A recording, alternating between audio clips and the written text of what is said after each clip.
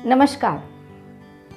प्रकृति प्रेम के उदाहरण न केवल भारत में बल्कि विश्व के अनेक देशों में भी देखे जा सकते हैं, जिसे केन्या से वंगारी मूथा मथाई, अमेरिका के जॉन म्यूर और जर्मनी से फेलिक्स फिंगबैनर, इन सभी ने जीवन देने वाली प्रकृति के महत्व को समझा और उसका ऋण उतारने के लिए पूरे तरह समर्पित हो गए।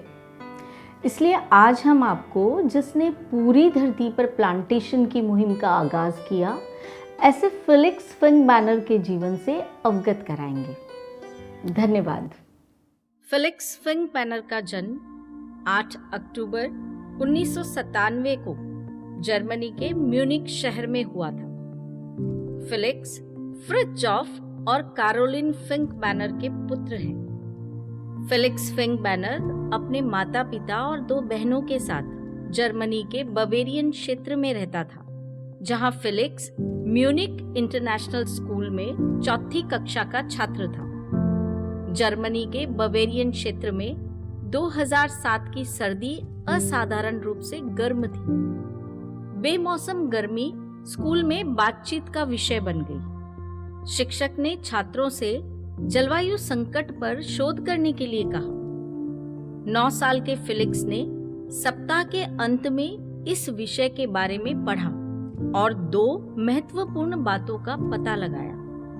एक, ग्लोबल वार्मिंग की वजह से उसके पसंदीदा जानवर पोलर बेयर के विलुप्त होने का खतरा, और दूसरा, नोबेल शांति पुरस्कार प्राप्त करने वाली पहली अफ्रीकी महिला वंगारी मथाई थी, जो कि केन्याई पर्यावरणविद और राजनीतिक कार्यकर्ता थी, जिनका काम ग्लोबल वार्मिंग रोकने में मदद कर रहा था। मथाई ने द ग्रीन बेल्ट मूवमेंट चलाकर केन्या में 3 करोड़ पेड़ लगवाए थे। ये बात फेलिक्स के दिल और दिमाग पर छा गई। फेलिक्स ने अपनी प्रस्तुति में इन दोनों बातों को अपने सहपाठियों को समझाया। उसने उन्हें बताया कि कैसे पेड़ मानव गतिविधि से उत्पन्न ग्रीन हाउस गैसों जैसे carbon dioxide, nitrous oxide, methane आदि को अवशोषित करते हैं। समापन में उसने कहा, हमें वंगारी मथाई के उदाहरण का अनुसरण करना चाहिए और दुनिया के हर देश में 10 लाख पेड़ लगाने चाहिए। वो केवल 9 वर्ष का था जब उसने प्लांट फॉर द प्लेनेट नाम की संस्था की स्थापना की। मार्च 2007 में फेलिक्स के सहपाठियों ने अपने स्कूल के सामने पहला पेड़ लगाया। फेलिक्स और उनके सहपाठियों से प्रेरित होकर अन्य स्कूलों ने भी पौधे लगाने शुरू कर दिए थे। 1 वर्ष के भीतर छात्रों ने 50,000 पौधे लगाए थे। उन्होंने एक वेबसाइट बनाई और प्रतियोगिताओं को बढ़ावा देना शुरू किया। इन घटनाओं ने मीडिया का ध्यान आकर्षित किया और सभी जगह फेलिक्स के इस सुंदर प्रयास की सराहना होने लगी। जब वो यूरोपीय संसद की बैठक में अपनी पहल प्रस्तुत कर रहा था, तब फिंगबैनर केवल 10 वर्ष का था। We can use this campaign together. And to end, I want to give a message to all children of the world. We children are the majority on this world. We can make a difference. And never forget, one mosquito cannot do anything against the rhino, but 1,000 mosquitoes can make a rhino change its direction. अगले वर्ष दक्षिण Korea में आयोजित युवा सम्मेलन में अपने देश में 10 लाख पेड़ लगाने की अपनी प्रतिबद्धता प्रदर्शित करते हुए 56 देशों का प्रतिनिधित्व करने वाले सैकड़ों बच्चों ने मंच पर कदम रखा, जिन्हें फेलिक्स ने बुलाया था।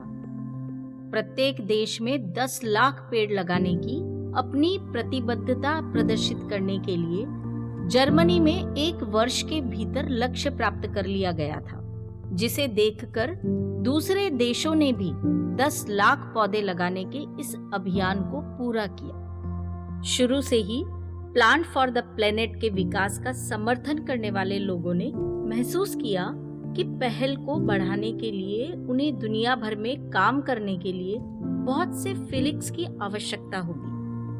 2008 में इसीलिए संगठन ने प्लांट फॉर द प्लेनेट अकादमियों का आरंभ किया, जो अब 66 देशों के 67,000 से अधिक बच्चों तक पहुंच गया है। प्रत्येक अकादमी में एक दिवसीय कार्यशाला होती है, जिसके दौरान बच्चे अन्य बच्चों को एक्शन प्लान ऑफ प्लांटेशन के लिए प्रशिक्षित करते हैं। दिन के अंत में प्रतिभागियों को क्लाइमेट जस्टिस एम्बेसडर्स के प्रमाण पत्र दिए जाते हैं। समूह अब अगले 20 या 30 वर्षों में 1 लाख करोड़ पेड़ों के अपने नए लक्ष्य तक पहुंचने के लिए काम कर रहा है। शोधकर्ताओं का अनुमान है कि ये संख्या तबाह हुए जंगलों को बहाल करने, वैश्विक कार्बन डाइऑक्साइड उत्सर्जन की भरपाई करने और पृथ्वी पर जीवन के संतुलन को बहाल करने के लिए बहुत ही आवश्यक है। स्टॉप टॉकिंग स्टार्ट प्लांटिंग अभियान ने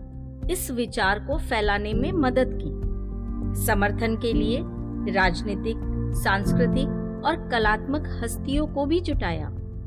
मूल रूप से बिलियन ट्री अभियान शुरू करने वाले संयुक्त राष्ट्र पर्यावरण यानी UN एनवायरनमेंट ने फ्रैंक बेनेट से प्रभावित होकर अपनी उस पहल का प्रबंधन प्लांट फॉर द प्लेनेट के बच्चों और युवाओं को स्थानांतरित कर दिया। 2011 तक सरकारों, व्यवसायों और समाज के समर्थन से दुनिया भर में 1200 करोड़ से अधिक पौधे लगाए गए थे। फेलिक्स फिंगबेनर ने 3 साल लंदन में रहने के बाद SOAS लंदन विश्वविद्यालय से 2018 में अंतरराष्ट्रीय संबंध में BA किया। सितंबर 2018 से वो ETH ज्यूरिख की क्रॉथर लैब में पर्यावरण विज्ञान के छात्र हैं, जहां वो प्रोफेसर टॉम क्रॉथर के मार्गदर्शन में फॉरेस्ट रेस्टोरेशन के लिए इफेक्टिव अप्रोच की पढ़ाई कर रहे हैं। फेलिक्स के सराहनीय कार्यों के लिए इन्हें कई पुरस्कार और सम्मान भी प्राप्त हुए। छोटी सी उम्र में इतने बड़े और सराहनीय कार्य किए कि सभी पर्यावरण प्रेमी फेलिक्स के सामने नतमस्तक हो गए। हम सभी को फेलिक्स की मुहिम प्लांट फॉर द प्लेनेट को आगे बढ़ाना चाहिए और प्रकृति को फिर से हरा भरा करके पुनर्जीवित करना चाहिए।